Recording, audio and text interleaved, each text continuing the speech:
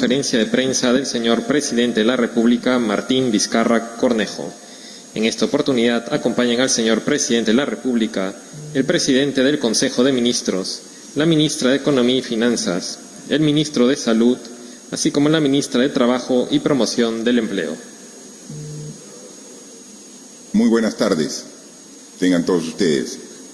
Hoy, inicio de semana, lunes 20 de abril, nuevamente estamos con el Premier y 3 ministros que nos acompañan el día de hoy, dar cuenta de información relevante en esta etapa de estado de emergencia. Hoy no hemos tenido reunión de Consejo de Ministros en la mañana, la vamos a tener en horas de la tarde. A partir de las 4 de la tarde tenemos la reunión de Consejo de Ministros, lo que nos ha permitido en la mañana tener información relevante con la Comisión Intersectorial presidida por el Premier, donde hemos recabado la información de los diversos sectores, siempre relevando la importancia de la información del sector de salud, que es el que nos da la evolución de la enfermedad.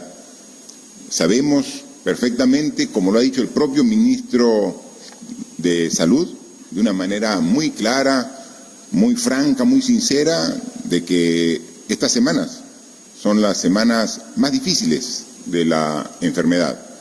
El COVID-19, por su nivel de evolución en la población, es precisamente donde tiene la mayor cantidad de infectados con este virus, que la curva de crecimiento de los infectados y de los cuales un porcentaje requiere hospitalización e incluso agravan su condición y necesitan cuidados intensivos, esa cantidad de pacientes está más o menos ya cerca de la capacidad de respuesta que tenemos como sociedad, como país, como servicio de salud. Y eso nos llama a ser cada vez más responsables, porque claro, al inicio teníamos capacidades un poco holgadas del sistema de salud para atender a los primeros pacientes que iban requiriendo de los servicios de salud, pero en la medida que van aumentando la cantidad de pacientes, van llegando a nuestra capacidad de atención, y entonces se ven en algunos casos donde algunos centros hospitalarios ya tienen su capacidad copada. Todavía no tenemos copada la capacidad del país, pero vemos que la holgura va acortándose, lo que nos obliga a seguir haciendo esfuerzos para aumentar la capacidad de respuesta, mientras que sigue aumentando la demanda de estos servicios. Entonces, tenemos que no hacer otra cosa que reiterar en el esfuerzo, reiterar en el compromiso, sacar más fuerzas aún. Son en estos momentos donde autoridades, instituciones y población tenemos que poner todo de nuestra parte para poder pasar esta, que es la etapa más difícil de esta enfermedad. Los datos son los siguientes. Hasta ayer a medianoche, donde hacen el cierre de la información que reportamos todos los días, hay 148.011 personas que han sido muestreadas. De ellas, 41.356 han pasado la prueba molecular y 106.655 la prueba rápida. Del total de personas que han sido evaluados, 131.686 han dado negativo y 16.325 han dado los resultados positivos. Estos 16.000 respecto a los 148.000 del total que han sido muestreados representan el 11%. A la fecha tenemos 1.682 pacientes que se encuentran hospitalizados. Y aquí el esfuerzo es uno solo como país. De los 1.682 pacientes en e-salud, hay 841, que es más o menos la mitad de todos los pacientes. 496 están en los diversos hospitales de Minsa, que es más o menos el 30% del total. 202 pacientes están en los hospitales de las Fuerzas Armadas y de la Policía Nacional del Perú. Y 143 pacientes, que es poco más del 8%, están en clínicas privadas.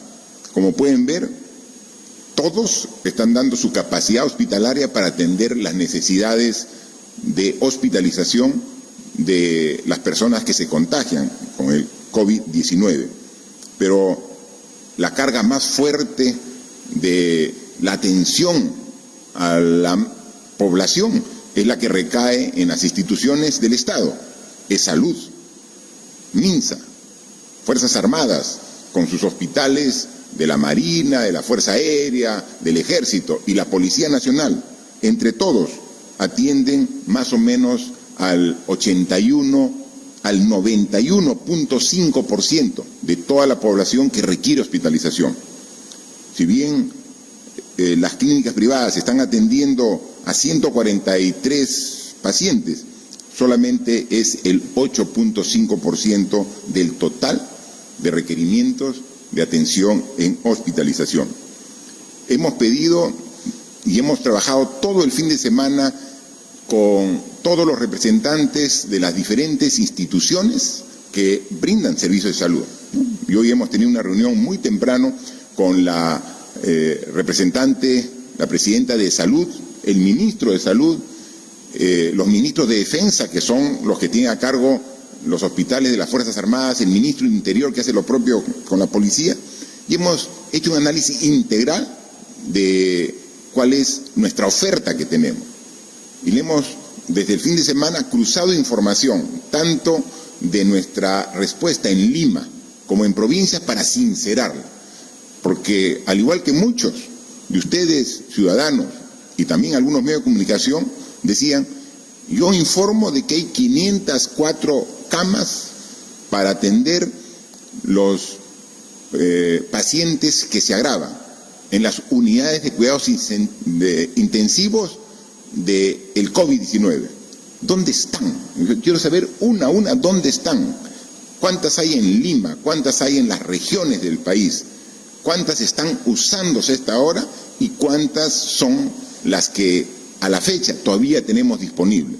Para, en función de una información real, que es lo que se quiere en estos momentos difíciles de crisis, poder seguir haciendo más esfuerzos para ir subiendo. Y entonces hoy me presentaba unos cuadros el Ministerio de Salud con todo su equipo, en una reunión que hemos estado ahora, que se los pongo a consideración de todos ustedes, para que sepan exactamente la información referida a las camas de la unidad de cuidados intensivos para atender específicamente los casos de COVID-19. Acá está el cuadro.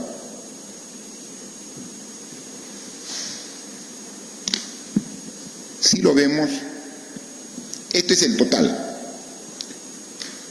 de camas que se tienen actualmente en los diferentes establecimientos de salud a nivel nacional. Tenemos aquí que en azul oscuro y azul claro tenemos cuáles son las camas disponibles para UCI para otras enfermedades, porque el hecho que estemos sufriendo ahora a esta epidemia, el COVID-19, no significa que hay otro tipo de enfermedades que también requieren de UCI. Y entonces, en azul están lo total y lo usado de camas para otros requerimientos. Pero aquí tenemos la información, cuántas camas UCI tenemos actualmente, o sea, confirmadas para el COVID-19. Y el reporte es, a la fecha, 525 camas UCI a nivel nacional. Y de estas, ¿cuántas camas están ahora, en este momento, con la información recabada, usadas, que están ocupadas? 385. Entonces, a la fecha, al día de hoy, todavía tenemos 140 camas UCI para pacientes que se agravan de COVID-19 a nivel nacional. Y tenemos que hacer el análisis también a nivel de Lima y regiones del Perú. Aquí tenemos, igual, en azul es solamente referencial porque es para otras enfermedades. Lo que hay que prestar atención es lo que está en color rosado, ladrillo, que es específicamente para cuidados intensivos de COVID. Lima Metropolitana y Callao tenemos 379 camas UCI COVID-19. ¿Cuántas tenemos a la fecha utilizadas en situación de ocupadas? 318. Entonces tenemos 61 camas UCI disponibles a la fecha en Lima y Callao. A nivel de las regiones del Perú, tenemos disponible una cantidad menor que Lima, que tiene 379. Tiene 146 camas disponibles. ¿Cuántas se tienen utilizando actualmente en las regiones? 67. Entonces tenemos 79 camas disponibles en las regiones. Esa es información real, esa es información que ha sido verificada al día de hoy, cruzando la data de las provincias, de las regiones, de las Fuerzas Armadas, de la Policía, de las clínicas privadas, de salud y del MINSA. Entre todos, esta es la información.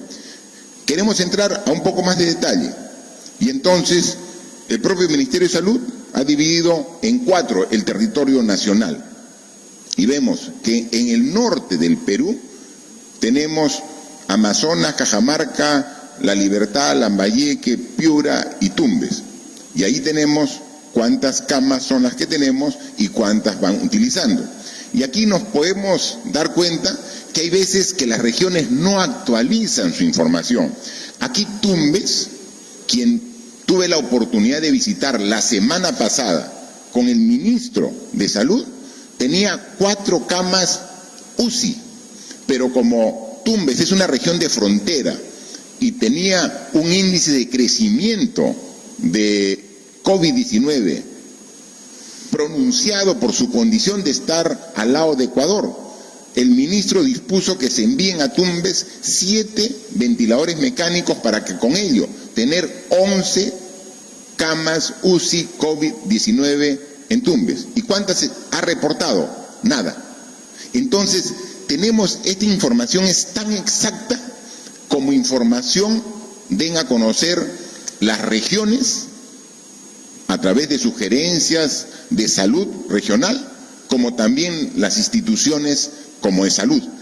Hemos verificado que las Fuerzas Armadas y que salud como el MINSA sí tiene su información actualizada, falta algunas regiones que actualicen, pero esa es la información relevante que tenemos.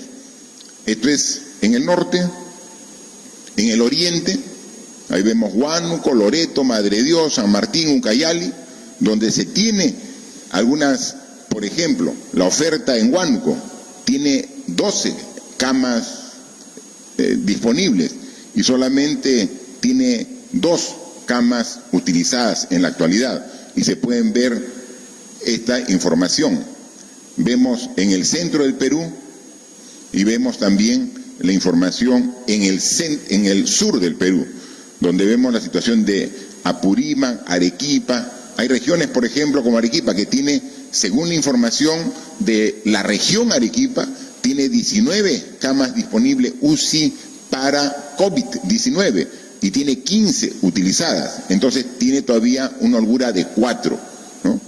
Huancavelica tiene camas UCI, no las ha reportado y aquí no está esta información. Entonces vemos que hay 2 regiones que falta actualizar la información, que es sumamente necesaria tenerla presente.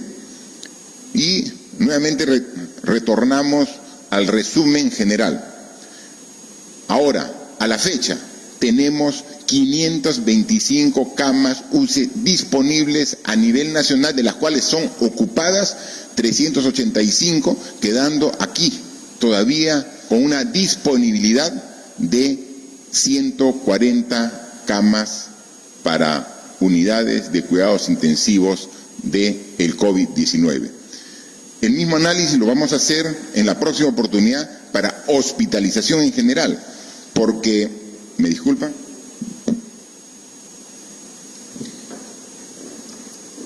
Porque en algunos casos también se está llegando a reducir la cantidad disponible, no de camas UCI, sino de hospitalización en general para pacientes que tienen esta enfermedad. Hemos visto algunos hospitales que en el caso aquí en Lima ya tienen su capacidad completamente ocupada. Todavía en Lima tenemos no solamente disponible camas para UCI, sino también para hospitalización, pero ante la cada vez creciente necesidad de atención hospitalaria, hemos ya dispuesto que se incremente en cada hospital una cantidad adicional de camas para atender a la población, pero adicionalmente habilitar 1.000 camas adicionales en las torres de la Villa Panamericana para atender a pacientes que requieren de atención médica que han sido afectados por el virus COVID-19, ¿no? Entonces, eso es sumamente importante para que cuando vaya la demanda llegando a los niveles de que va acortando la holgura, podamos aumentar nosotros la oferta de atención. Para el transcurso de esta semana han informado que vamos a aumentar en 75 camas UCI en esta semana aquí para poder atender a los pacientes que se agravan, 275 camas de hospitalización en general, y en esta semana tendremos 1.000 camas adicionales en las torres de la Villa Panamericana para atender a la población que cada vez demanda mayor atención. Hemos dicho, estas son las semanas difíciles, estas son las semanas que requieren la mayor capacidad de respuesta de todos. Pero una pequeña reflexión. Hoy decíamos que la cantidad de casos positivos a la fecha es 16.325. ¿Cuántos eran hace 20 días? Una cantidad muchísimo menor. Y hace 20 días ya estábamos en estado de emergencia. Estábamos en estado de emergencia. En consecuencia, la mayoría de esta gente se ha contagiado en pleno estado de emergencia. ¿Y por qué? Seguramente hay personal de salud, de las Fuerzas Armadas, de la policía, que en su labor de control y su trabajo propio, estar en primera línea, tuvo este contagio. Pero la mayoría de gente que se ha contagiado son ciudadanos que salieron sin la protección adecuada, que salieron y quizás confiados en que las medidas que como gobierno estábamos dando eran exageradas, que decirle que salgan y mantengan una distancia de mínimo 1 metro, que no vayan a altas concentraciones de personas, no lo valoraron en su momento. Y en pleno estado de emergencia se contagiaron. En este proceso, ya pasado desde el inicio del estado de emergencia 36 días, yo creo que ya todos hemos tomado conciencia de que esta pandemia no es juego, que esta enfermedad no es una broma, que las recomendaciones que dimos desde el inicio y las decisiones drásticas que dimos eran sumamente necesarias, que todos las respetemos, y que ahora cuando vemos que la necesidad cada vez que aumenta está cerca a la capacidad de respuesta, ahora recién tomamos conciencia de que la vida es lo más importante que tenemos los seres humanos, la salud, para preservarla en buenas condiciones. Estoy seguro que cada vez más, ahora sí estamos respetando las indicaciones, porque vemos cómo afecta a la sociedad cuando de manera irresponsable en su momento no se cumplió escrupulosamente las recomendaciones que se daban en todo momento. Hay que también comunicar adicionalmente que uno de los principales problemas que hemos visto en los últimos días es una cantidad importante de personas que quieren trasladarse a su ciudad de origen. Estamos haciendo las coordinaciones para que a través de los gobiernos regionales de manera gradual podamos facilitar este traslado a estas regiones. Pero por favor, ayúdennos para que se cumplan los requisitos y condiciones que hemos establecido para que este traslado, que es humanitario para las personas que requieren retornar a su región, a su ciudad de origen, sea sin riesgos para la salud. Un primer grupo que fueron trasladados a Huancavelica, en el camino, en los ómnibus, antes de llegar a Huancavelica, para cumplir con un aislamiento y poder asegurar de que en caso tuvieran el virus no contagien, algunos se bajaban del ómnibus y algunos incluso llegando a Huancavelica, estando en un lugar donde el propio gobierno regional les da todas las comodidades y seguridad para que puedan estar allá y evitar un riesgo de contagio a sus mismos paisanos, a los mismos huancavelicanos que han estado cumpliendo rigurosamente su cuarentena. Se salían irresponsablemente sin cumplir con las indicaciones. Ese tipo de actitudes negligentes son las que precisamente afectan los resultados que todos queremos. Pero seguimos esforzándonos y seguimos con la confianza de que con el apoyo de la mayoría de la población vamos a pasar estas semanas difíciles para ver que gradualmente, llegando al pico de esta curva, podamos ya ver en días posteriores comenzar gradual y progresivamente a ver un descenso. Vamos a continuar, pero pedimos una coordinación estrecha con los gobiernos regionales. Incluso los gobiernos regionales, ellos, muy responsables, dicen: yo voy a acoger a los ciudadanos que quieran regresar a mi región y quiero tenerlos en un sitio separado. Puede ser un hotel, puede ser un establecimiento de alguna institución del Estado, y ahí hay que llevarles incluso sus alimentos para que puedan permanecer. Pero algunos no tienen presupuesto para ese fin, algún gobierno regional. Hoy he firmado un decreto de urgencia donde se transfiere recursos para que los gobiernos regionales puedan disponer del presupuesto correspondiente para acoger. Como le digo, tiene que ser gradual y empezando por las personas más vulnerables, para llevarlos a su región y verlos. Apóyennos. No podemos poner en riesgo el esfuerzo que 36 días estamos haciendo todos los peruanos por un traslado desordenado. Comprendemos la situación y entonces lo que también hemos dispuesto, que mientras se logra preparar a las regiones para que puedan recibir gradualmente a estas personas que tienen necesidad de regresar a su tierra, nosotros también atenderlos acá, y van a tener que pasar una prueba de descarte previamente antes de regresar a sus regiones. Pero eso requiere colaboración de los gobiernos regionales con nosotros, que está llevando las coordinaciones el presidente del Consejo de Ministros. Pero adicionalmente requerimos la colaboración de los propios ciudadanos que tienen esta necesidad de regresar a cada una de sus regiones. Hemos visto en algunos medios de comunicación una serie de denuncias de actos de corrupción de los 3 niveles de gobierno. No se salva nadie.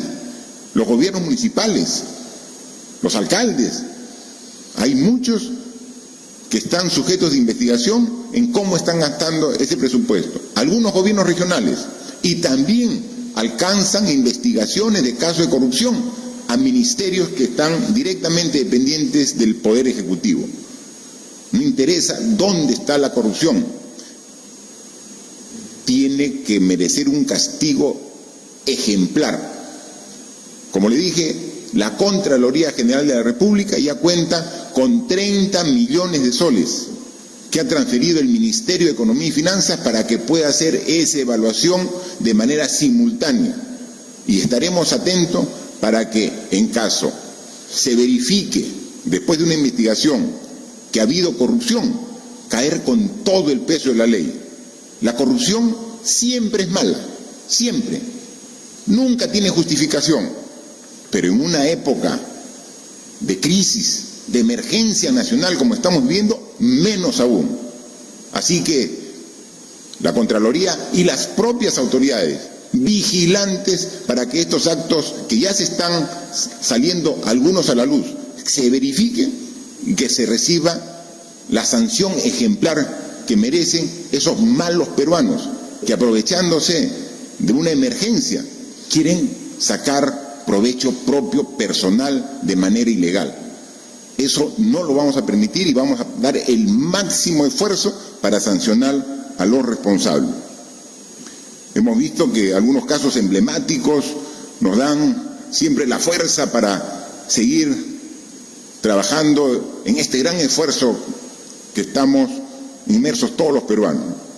Recuerdo que una de las primeras personas afectadas por el virus fue un sacerdote, el sacerdote Luis Núñez del Prado, y era un contagio externo.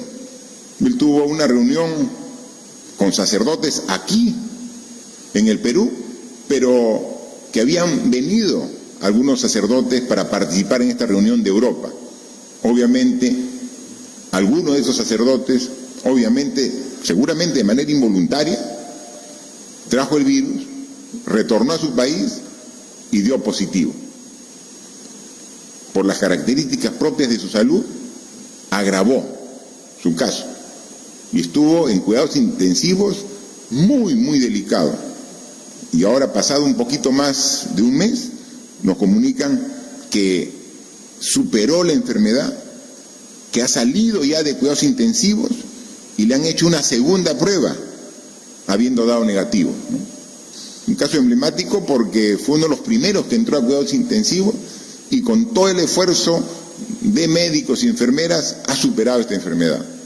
Hay lamentables casos de personas que no logran vencer la enfermedad, que su condición de edad avanzada o su condición de enfermedades previas a la infección de este virus lo pone en una condición muy vulnerable y que con el virus, por más esfuerzo que se ha hecho en algunos casos, se ha perdido la vida. Hay casos como el del sacerdote que finalmente vencieron al virus, ya están dados de alta hospitalaria y vemos como ese también hay muchos casos que nos dan fuerza para seguir trabajando por todos los pacientes infectados con el COVID-19. Veíamos también alguna información relevante de Cusco, ¿no? Donde también han hecho un buen manejo de los pacientes hospitalizados y que prácticamente en un grupo importante de los que estaban ya también fueron dados de alta. Entonces, hacer todo el esfuerzo, interactuar, coordinar. Hemos visto que también hay malos ejemplos, que una falta de coordinación entre dos centros hospitalarios de una misma región hacen perder tiempo valioso que después ya no se puede recuperar y muchas veces se ha pagado incluso con la vida. Ese tipo de errores tenemos que evitarlos, los reconocemos, nos duele y tenemos que hacer el esfuerzo de corregir. Tenemos aún, con menos holgura, tenemos capacidad de respuesta.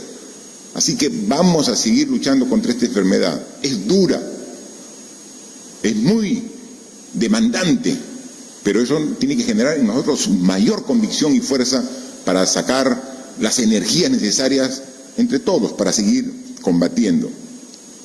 Con el inicio del año escolar que dimos de manera remota, ahora en la primera semana del mes de abril, nos permitió también legalmente, a pesar de que no hay presencia física de alumnos en las aulas, nos permitió poder liberar el uso de los alimentos de Caliwarma para los alumnos que, estando lejos del aula, requieren esa alimentación de apoyo en sus hogares.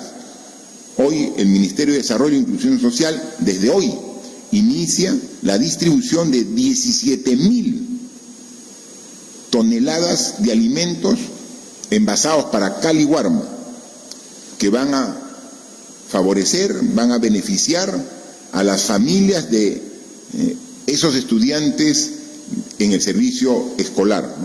Los alimentos estaban almacenados en 58.941 instituciones educativas, porque ya había preparado y habían mandado los alimentos para el inicio del año escolar. Luego se suspendió el inicio del año escolar por la pandemia y se teníamos los alimentos. Ante la emergencia y la crisis que estamos viviendo, no podemos tener alimentos guardados, almacenados. Estos más de 17.000 toneladas que estaban almacenados en 58.900 instituciones educativas, a partir del día de hoy se comienza a hacer la distribución para atender las necesidades de esos alumnos que están organizándose para que pueda llegar directamente a su familia. La distribución se hará a los padres de familia o apoderados a través de los comités de alimentación escolar.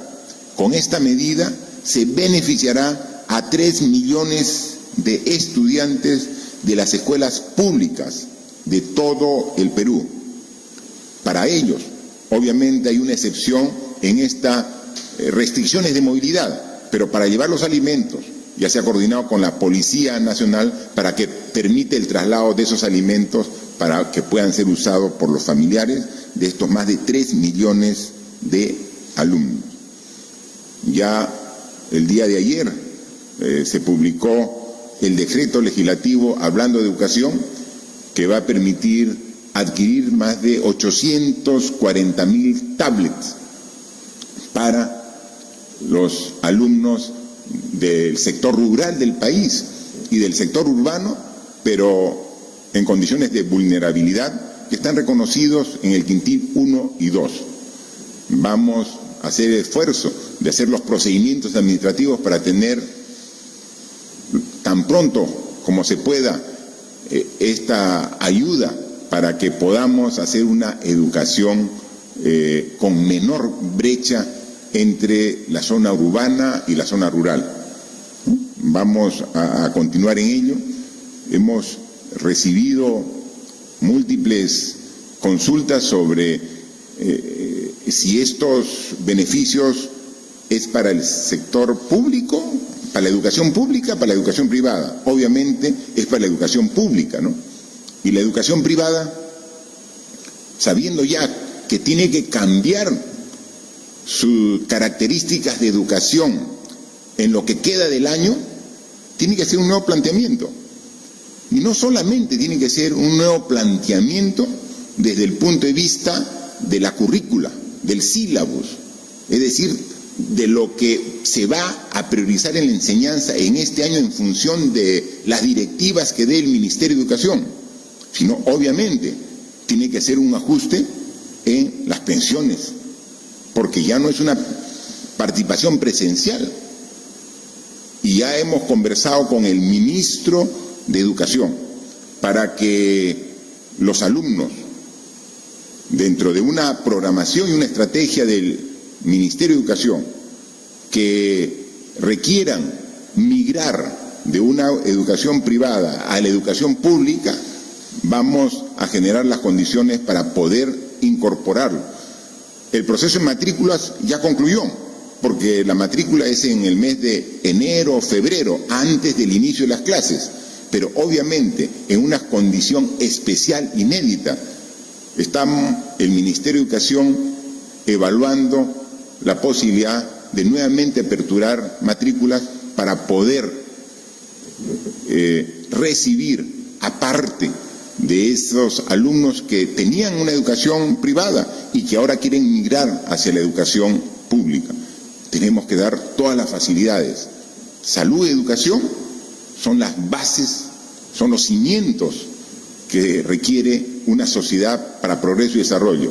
Y son precisamente esos dos sectores los que estaban siendo duramente afectados por esta pandemia del coronavirus y tenemos que dar alternativas de solución para cada uno de estos problemas.